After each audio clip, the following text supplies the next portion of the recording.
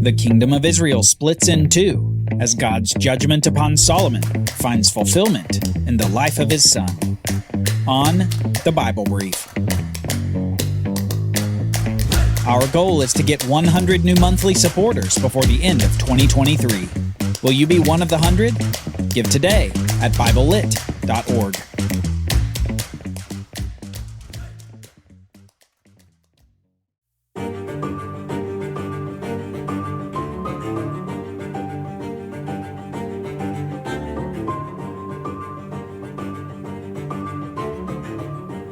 The Lord was angry with Solomon because his heart had turned away from the Lord.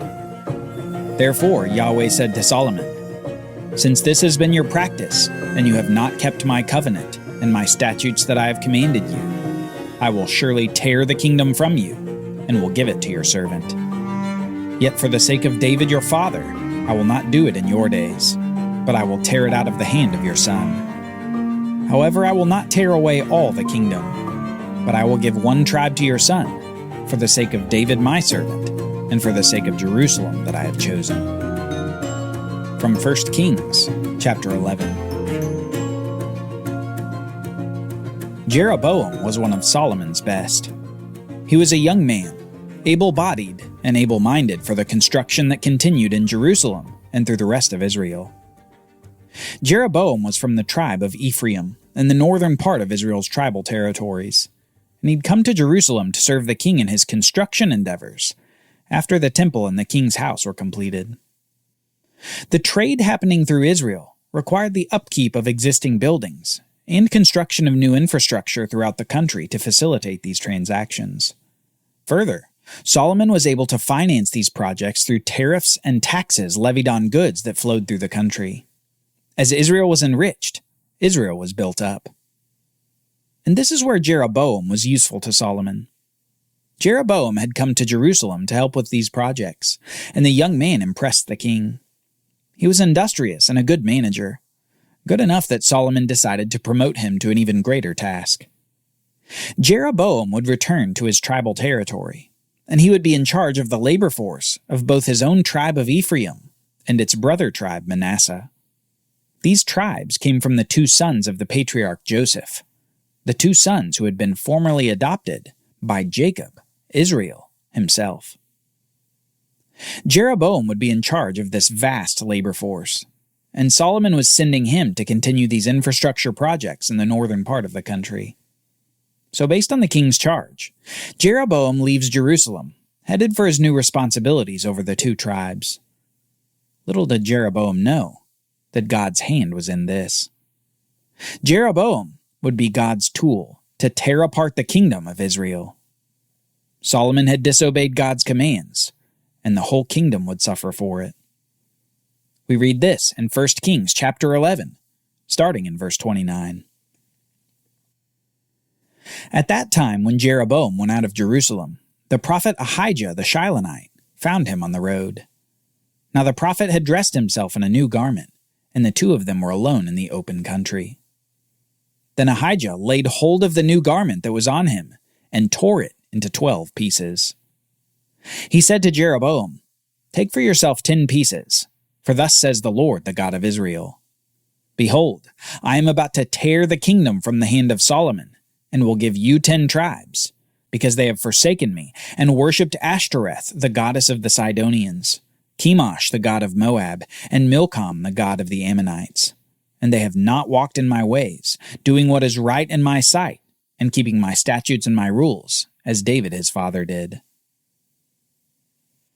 The prophet Ahijah makes an announcement that must have shocked Jeroboam. God was doing what? He was going to divide the kingdom? And Jeroboam would be king over 10 of the 12 tribes? You can imagine perhaps a measure of disbelief from this young man hearing the prophet. But don't miss what else Ahijah says. He says that it wasn't just Solomon's disobedience. He says, "They have forsaken me and worshipped other gods. They have not walked in my ways."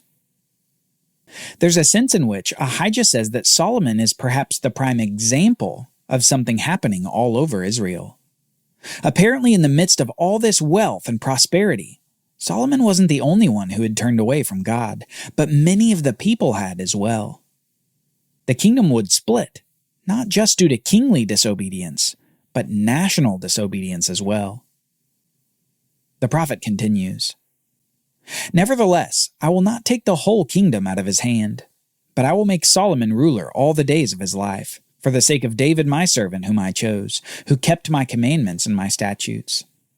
But I will take the kingdom out of Solomon's son's hand, and will give it to you, 10 tribes. Yet to Solomon's son I will give 1 tribe, that David my servant may always have a lamp before me in Jerusalem, the city where I have chosen to put my name. And I will take you, Jeroboam, and you shall reign over all that your soul desires, and you shall be king over Israel. And if you listen to all that I command you, and will walk in my ways, and do what is right in my eyes by keeping my statutes and my commandments, as David my servant did, I will be with you, and will build you a sure house as I built for David, and I will give Israel to you. And I will afflict the offspring of David because of this, but not forever." The prophet Ahijah lets Jeroboam know that despite God's plan to divide the kingdom of Israel, he will not do it during Solomon's life. As soon as Solomon dies, however, God will act. Jeroboam will get 10 tribes, while Solomon's son will be left with only 1. Despite God's judgment upon Solomon and the nation for its disobedience, God is still good for his promises. He made covenant promises to David of a dynasty, a throne, and an everlasting king, and those would come to pass. God retains a tribe for Solomon's son for just this reason. He's faithful to his promises. Soon we find out that Solomon heard the news of what Ahijah had told Jeroboam, and Solomon, for his part, attempts to preemptively snuff out the life of Jeroboam. The young man, however, flees to Egypt and stays there until the death of Solomon. Solomon dies after 40 years on the throne, having a legacy of wisdom, wealth, and prosperity. Yet in the end, disobedience with devastating consequences. Solomon is succeeded by his son Rehoboam, who immediately attempts to consolidate his rule over the tribes at the city of Shechem in the north. Apparently, he understood the tenuous grasp he would have on the kingdom given the prophecy of Ahijah. But all the way in Egypt, his inevitable nemesis heard about his father's death as well, and Jeroboam came to Shechem too. What was supposed to be Rehoboam's ascension to his father's throne became a showdown instead. Jeroboam says to Rehoboam, "Your father made our yoke, our labor, heavy. Now therefore lighten the hard service of your father, and his heavy yoke on us, and we will serve you." Rehoboam said to them, "Go away for 3 days, then come again to me." So the people went away. Jeroboam, as spokesman for most of Israel, essentially gives an ultimatum to King Rehoboam. He says, "Lighten our labor and we'll be loyal, but don't lighten our labor and see what happens." The king, probably surprised by this boldness, says that he needs 3 days to think it over and to seek advice. So over the next 3 days, Rehoboam gets advice from 2 groups.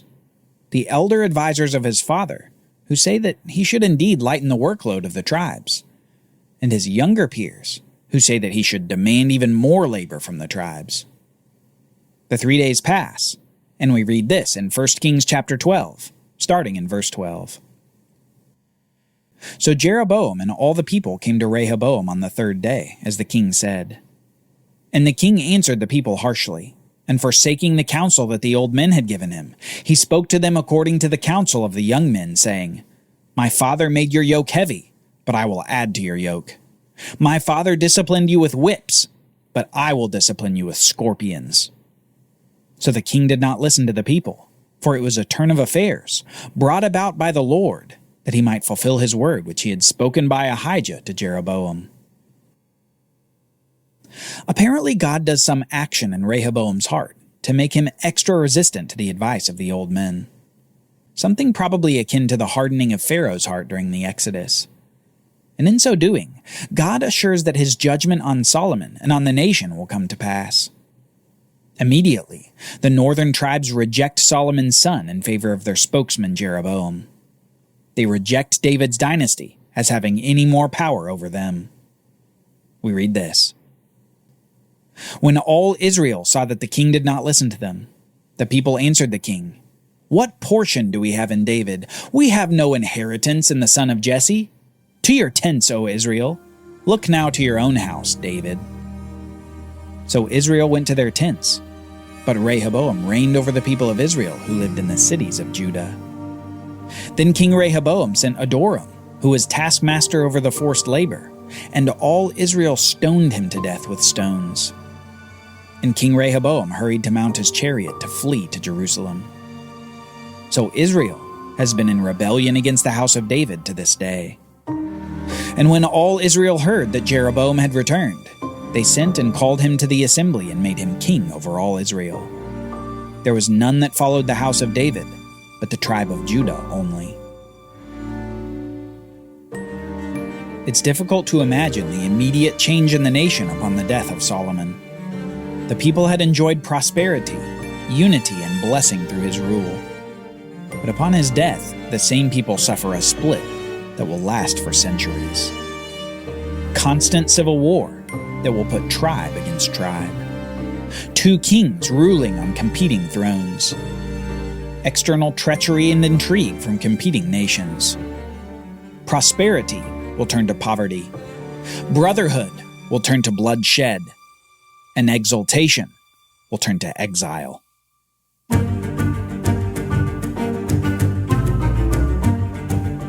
Join us next time as the Northern King sets up a new feast, a new priesthood, and new idols to worship. Israel is about to go from bad to worse. The Bible Brief is brought to you by the Bible Literacy Foundation, dedicated to helping people like you learn the Bible.